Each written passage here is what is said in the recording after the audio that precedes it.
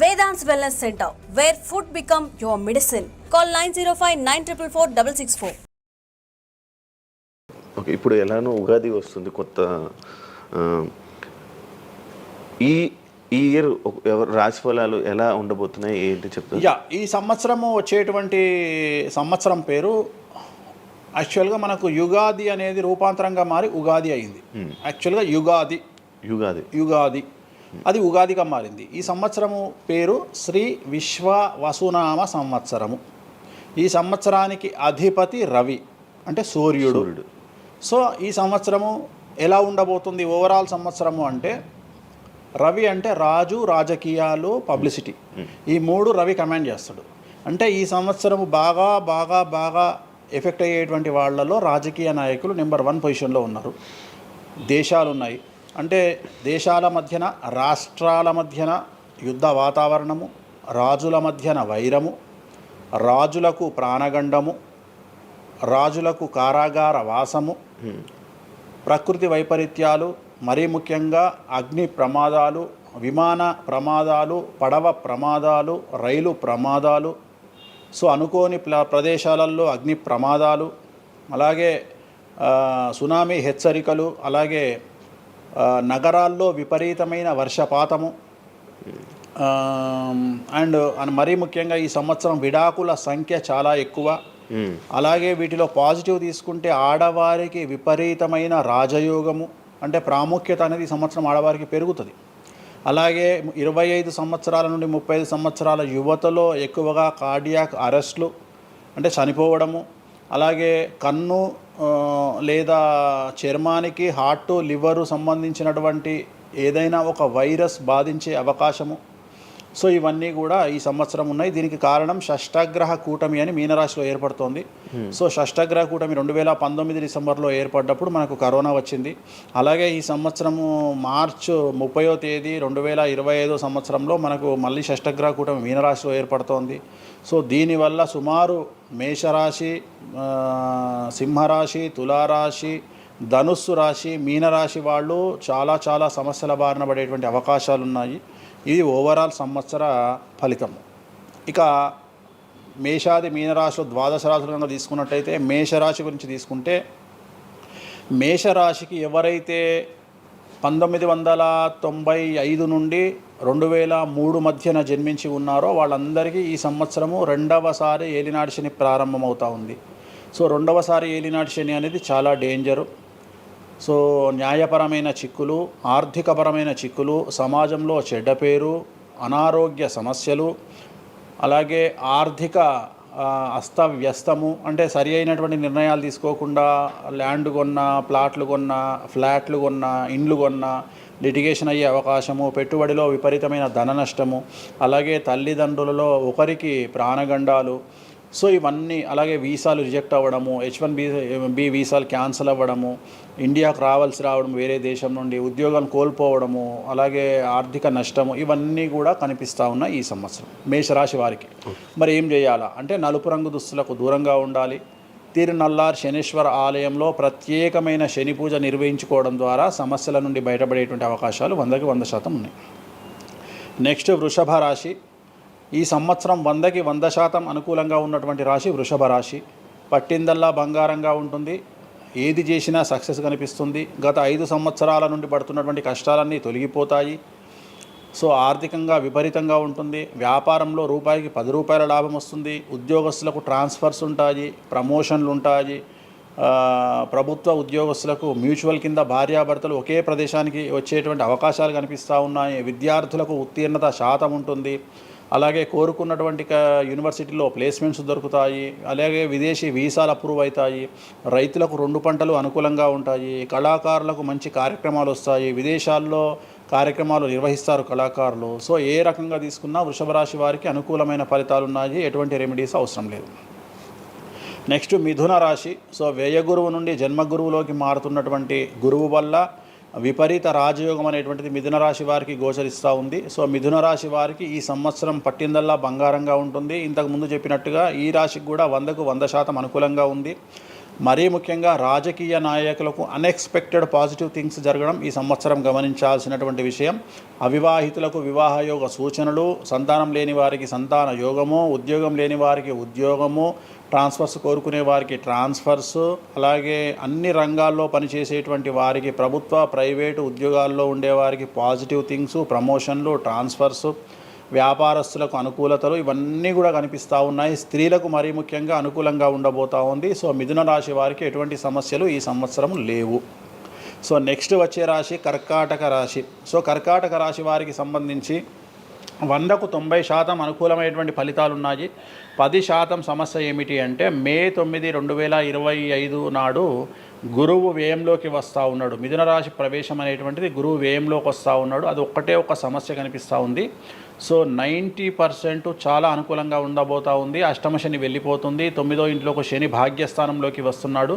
So అనుకూలమైనటువంటి ఫలితాలు ఉన్నప్పటికీ ఎవరైతే కర్కాటక రాశి జాతకులు 60 సంవత్సరాలు దాటి ఉంటారో వాళ్లకు సమస్యలు అనేటువంటివి, ఆరోగ్యపరమైన ఇబ్బందులు అనేటువంటివి కనిపిస్తున్నాయి. అలాగే తొందరపాటు నడక వల్ల, అంటే మెట్లు ఎక్కేటప్పుడు దిగేటప్పుడు నీరు ఉన్న దగ్గర నడిచేటప్పుడు జాగ్రత్తలు తీసుకోండి. ఎందుకంటే గురువు వ్యయం వల్ల కింద పడి కాళ్ళు చేతులు విరగొట్టుకునే అవకాశం ఉంది కర్కాటక రాశి వారికి. మరి రెమెడీ ఏమిటి అంటే ప్రతి గురువారం నాడు లెమన్ ఎల్లో షర్ట్ ధరించడం మగవాళ్ళైతే, ఆడవాళ్ళైతే లెమన్ ఎల్లో డ్రెస్సును ధరించడం వల్ల కర్కాటక రాశి వారు సమస్యల నుండి బయటపడతారు. నెక్స్ట్ సింహరాశి. సో సింహరాశి జాతకులకు అష్టమ శని ప్రారంభమవుతూ ఉంది. ఖచ్చితంగా అన్ని రంగాల వారికి, చిత్ర పరిశ్రమ వారికి, టీవీ రంగం వారికి, మీడియా రంగం వారికి, రాజకీయ నాయకులకు, వ్యాపారస్తులకు, అన్ని వర్గాల వారికి సమస్యలు ఉంటాయి. న్యాయ వ్యవస్థ పరంగా న్యాయపరమైన చిక్కులుంటాయి, సంచలనాలు నమోదవుతాయి. మీడియాకి ఎక్కే అవకాశం ఉంది. సమాజంలో చెడ్డ పేరు, తల్లి తండ్రి లేదా భార్య భర్త తరపున ఎవరికైనా వాళ్లకు ఆరోగ్యపరమైన ఇబ్బందులు ఏర్పడే అవకాశం ఉంది. కాబట్టి ఖచ్చితంగా ధన నష్టం ఏర్పడుతుంది. అప్పులు చేయాల్సినటువంటి పరిస్థితి గోచరిస్తూ ఉంది సింహరాశి వారికి. మరి రెమెడీ ఏమిటి అంటే తిరునల్లార్ శనీశ్వర ఆలయంలో ప్రత్యేకమైన శని పూజ నిర్వహించుకోవడం ద్వారా సమస్యల నుండి బయటపడేటువంటి అవకాశాలు కనిపిస్తూ ఉన్నాయి. సో నెక్స్ట్ వచ్చిన రాశి కన్యారాశి. సో కన్యారాశి వారికి 6వ ఇంట్లో నుండి శని వెళ్ళిపోతూ ఉన్నాడు. ప్రజెంట్ శని 7వ స్థానంలోకి వస్తూ ఉన్నాడు. సో చాలా అనుకూలమైనటువంటి ఫలితాలు ఉంటాయి. నూతన పదవి, నూతన ఉద్యోగము, ఉద్యోగంలో ప్రమోషన్లు, కోరుకున్న చోటకి బదిలీలు, వ్యాపారంలో అన్ని రూపాయలకు ఎక్కువగా సంపాదించడము, స్త్రీలకు కోరుకున్న దానికంటే ఎక్కువ ధనం రావడము, భార్యాభర్తల మధ్య అన్యోన్యత, విద్యార్థులకు ఉత్తీర్ణత శాతం పెరగడము, అలాగే విద్యార్థులకు వీసాలు ఏర్పడము, కోరుకున్న ప్లేస్మెంట్స్ దొరకడము, రైతులకు 2 పంటలు అధిక దిగుబడి రావడము, ఇవన్నీ కూడా కన్యా రాశి వారికి కనిపిస్తున్నాయి. రెమెడీస్ అవసరం లేదు. ఈ సంవత్సరం చాలా బాగుంది. నెక్స్ట్ తులారాశి. సో ఈ అన్ని రాశుల్లోకి అతి డేంజర్ రాశి, సమస్యల బారిన పడే రాశి తులారాశి. ఎందుకంటే షష్టగ్రహ కూటమి ఎఫెక్టు 6వ ఇంట్లో, 6వ స్థానములో శని 6వ ఇంట్లో. సో తులారాశి అనేది అతి పెద్ద సమస్యను ఎదుర్కోబోతూ ఉంది. తులారాశి వారికి ఆర్థికంగా విపరీతమైనటువంటి రాబడి ఈ సంవత్సరం ఉంటుంది. డబ్బు మినహా అన్ని రకాలుగా మీకు సమస్యలు ఉంటాయి. డబ్బు కోరుకున్న దానికంటే ఎక్కువగా వస్తుంది, కానీ న్యాయపరంగా, ఆర్థిక పరంగా, సామాజికంగా తప్పుడు నిర్ణయాలు లేదా తప్పుడు సమస్యలు లేదా సమాజంలో చెడ్డ పేరు, సమాజంలో సంఘంలో చెడ్డ పేరు, ఆరోగ్యపరమైన ఇబ్బందులు, న్యాయపరమైన చిక్కులు. సో తులారాశి వారికి ఏ విధంగా తీసుకున్నా ఒక్క డబ్బు మినహా మిగతా అన్ని సమస్యలే. డబ్బు రాబడి మాత్రమే గొప్పగా కనిపిస్తూ ఉంది, అన్ని సమస్యలే కనిపిస్తూ ఉన్నాయి. తిరునల్లార్ శనీశ్వర ఆలయంలో ప్రత్యేకమైన శని పూజ నిర్వహించుకోవడం ద్వారా సమస్యల నుండి బయటపడతారు. సో నెక్స్ట్ వృశ్చిక రాశి. సో వృశ్చిక రాశి వారికి అర్ధాష్టమ శని వెళ్ళిపోతూ ఉంది. సో చాలా అనుకూలంగా ఉంటుంది. కళాకారులకు, సినిమా స్టార్స్కు, టీవీ వాళ్లకు, మీడియా వాళ్లకు చాలా అనుకూలంగా ఉండబోతూ ఉంది. రాజకీయ నాయకులకు విశేషించి యోగకాలంగా భావించాల్సి ఉంటుంది. విద్యార్థులకు ఉత్తీర్ణత శాతం పెరుగుతుంది, వీసాలు దొరుకుతాయి. అలాగే విదేశాలకు వెళ్ళే వారికి ఉద్యోగాలు దొరుకుతాయి. అలాగే ఉత్తీర్ణత శాతం పెరుగుతుంది. ప్రేమ వ్యవహారాలు ఫలిస్తాయి. భార్యాభర్తల మధ్యన అన్యోన్యత ఉంటుంది. అవివాహితులకు వివాహ సూచనలు ఉంటాయి. అలాగే సంతానం లేని వారికి సంతానం ఉంటుంది. సో వృశ్చిక రాశి వారికి అన్ని రంగాల, అన్ని వర్గాల వారికి పూర్తి అనుకూలతలు ఉంటాయి. రెమెడీస్ ఏమీ లేవు, నెగిటివ్స్ ఏమీ లేవు. సో నెక్స్ట్ ధనుస్సు రాశి. ధనుస్సు రాశి వారికి ఈ నెల మార్చి 30 ఉగాది నుండి అర్ధాష్టమ శని ప్రారంభమవుతా ఉంది. సో కొన్ని సమస్యలు, ఆర్థికపరమైన ఇబ్బందులు ఉంటాయి. పెట్టుబడుల విషయంలో జాగ్రత్తగా ఉండండి. మరీ ముఖ్యంగా తల్లికి సంబంధించిన ఆరోగ్యం మిమ్మల్ని కలవరపెట్టవచ్చు. సో తల్లిగారి ఆరోగ్యం పట్ల జాగ్రత్తలు తీసుకోండి. అలాగే పెట్టుబడుల విషయంలో జాగ్రత్తలు తీసుకోండి. సమాజంలో చెడ్డ పేరు వచ్చే అవకాశం ఉంది కాబట్టి జాగ్రత్తగా ఉండండి. సో ధనుస్సు రాశి వారు తిరునల్లార్ శనీశ్వర ఆలయంలో ప్రత్యేకమైన శని పూజ నిర్వహించడం ద్వారా సమస్యల నుండి బయటపడతారు. సో నెక్స్ట్ మకర రాశి. గత 10 సంవత్సరాల నుండి మకర రాశి వారు పడుతున్నటువంటి బాధలన్నీ తొలగిపోతాయి. 7.5 సంవత్సరాల ఏలినాటి శని వెళ్ళిపోతూ ఉంది. సో పట్టిందల్లా బంగారంగా ఉంటుంది. ఆర్థికంగా, సామాజికంగా, రాజకీయంగా, న్యాయపరంగా, వివాహపరంగా, సంతానపరంగా, అవివాహితులకు వివాహ యొక్క సూచనలు, సంతానం లేని వారికి సంతానము, ఉద్యోగం లేని వారికి ఉద్యోగము, విదేశాల్లో ప్రయత్నం చేసే వారికి అనుకూలతలు, అలాగే ట్రాన్స్ఫర్సు, ప్రమోషన్స్ అన్నీ కూడా అనుకూలంగా ఉన్నాయి. ఎటువంటి రెమెడీస్ అవసరం లేదు. కానీ ఒకే ఒక్క విషయం, భార్యాభర్తల మధ్యలో గొడవలు వచ్చేటువంటి అవకాశాలు కనిపిస్తూ ఉన్నాయి. మకర రాశి వారికి ఎడబాటు కనిపిస్తూ ఉంది. ఆ ఒక్క విషయంలో జాగ్రత్తలు తీసుకోండి, కోపాన్ని తగ్గించుకోండి. సో నెక్స్ట్ కుంభరాశి. కుంభరాశికి 2వ స్థానంలో షష్టగ్రహ కూటమి ఏర్పడుతోంది కాబట్టి ధన నష్టం అనేటువంటిది ఏర్పడబోతూ ఉంది. అతి పెద్ద ధన నష్టం మీరు పెట్టేటువంటి ఇన్వెస్ట్మెంట్ రూపంలో కావచ్చు, భూములు కొన్నా, ఇండ్లు కొన్నా, లేదా ఏదైనా వ్యాపారంలో పెట్టుబడి పెట్టినా చాలా తీవ్రమైన ధన నష్టాన్ని మీరు ఎదుర్కొనే అవకాశం ఉంది. కాబట్టి తొందరపాటు చర్యలు, తొందరపాటు నిర్ణయాలకు దూరంగా ఉండండి. నలుపు రంగు కార్లకు, నలుపు రంగు వస్తువులకు దూరంగా ఉండండి. తిరునల్లార్ శనీశ్వర ఆలయంలో ప్రత్యేకమైన శని పూజ నిర్వహించడం ద్వారా కుంభరాశి జాతకులు సమస్యల నుండి బయటపడతారు. ఇక చివరిదైనటువంటి రాశి మీనరాశి. మీనరాశి వారికి జన్మంలో అంటే మీనరాశిలోనే షష్టగ్రహ కూటమి ఏర్పడతా ఉంది. సో చాలా సంచలనాలు ఉంటాయి. నెగిటివ్సే కనిపిస్తూ ఉన్నాయి, పాజిటివ్స్ ఒక్కటి కూడా కనిపించడం లేదు. ఆర్థికంగా, న్యాయపరంగా, సామాజికంగా, ఆరోగ్యపరంగా, కుటుంబపరంగా అన్ని రకాల ఇబ్బందులు ఎదుర్కొంటారు. సంచలనాలు ఫేస్ చేయాల్సి వస్తుంది. కుటుంబంలో ఆరోగ్యపరమైన ఇబ్బందులు ఉంటాయి, ఆర్థికపరమైన నష్టాలు ఉంటాయి, భార్యాభర్తల మధ్యన గొడవలు ఉంటాయి, ఎడబాటుకు దారితీసే అవకాశం ఉంది. తల్లిదండ్రుల్లో వారికి ప్రాణగండం కనిపిస్తూ ఉంది. సో చాలా సమస్యలు మీనరాశి వారు ఫేస్ చేసే అవకాశం ఉంది. తిరునల్లార్ శనీశ్వర ఆలయంలో ప్రత్యేకమైన శని పూజ నిర్వహించడం ద్వారా ఈ సమస్యల నుండి బయటపడేటువంటి అవకాశాలు ప్రస్ఫుటంగా కనిపిస్తున్నాయి. ఇవి 12 రాశుల వివరాలు. స్వామి, ఇది మామూలుగా పంచాంగం చూసి చెప్తూ ఉంటారు.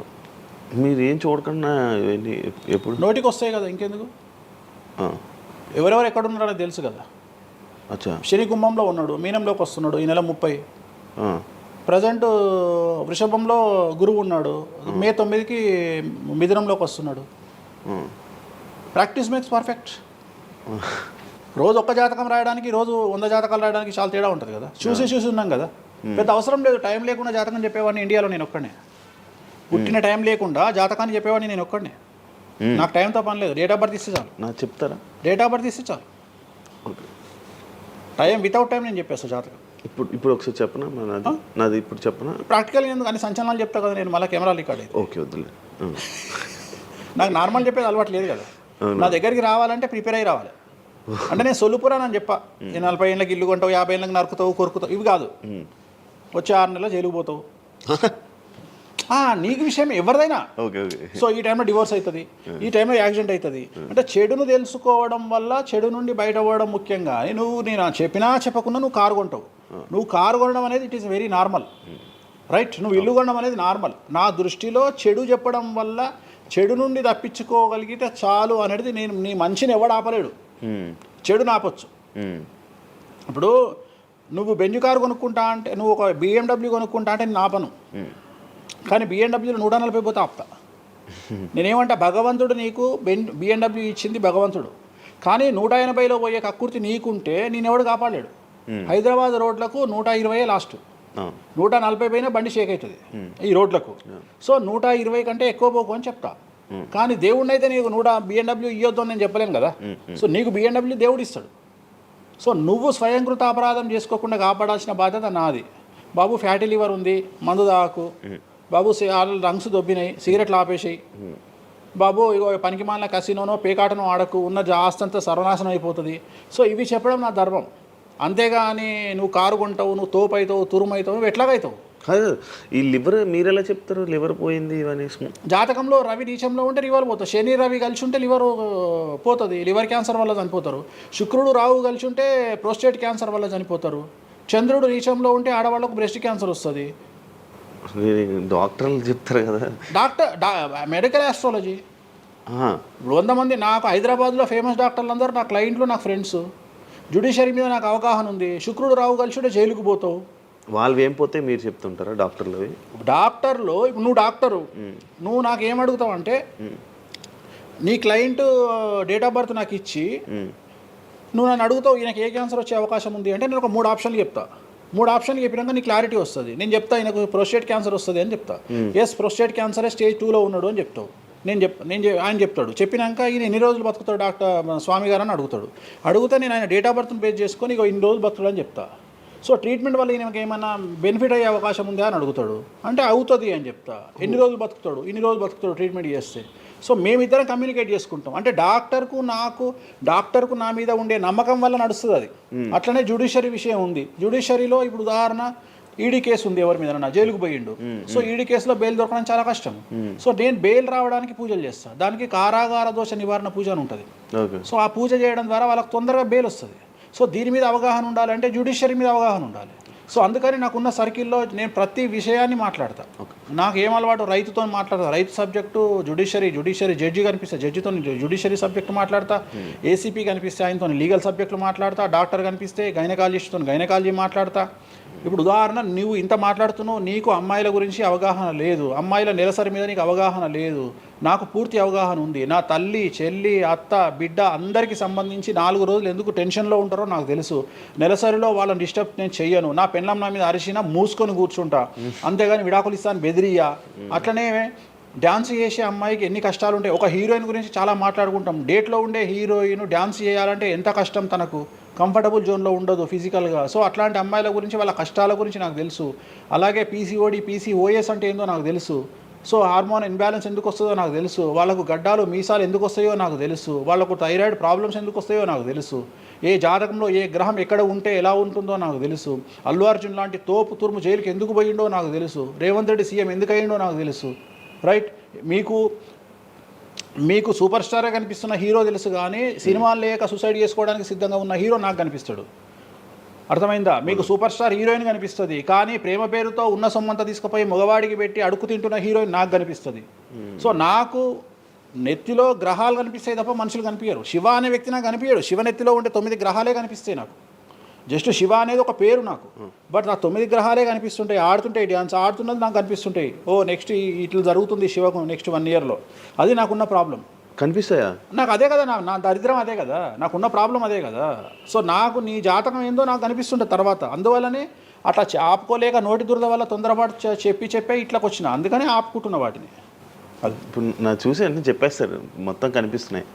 అది ఏదో మన సినిమాలో ఉంటుంది, ఆయనకి మొత్తం ఇక్కడ రాత కనిపిస్తుంటుంది. భగవంతుని దయ అంతే. Okay done. థ్యాంక్ యూ స్వామి గారు.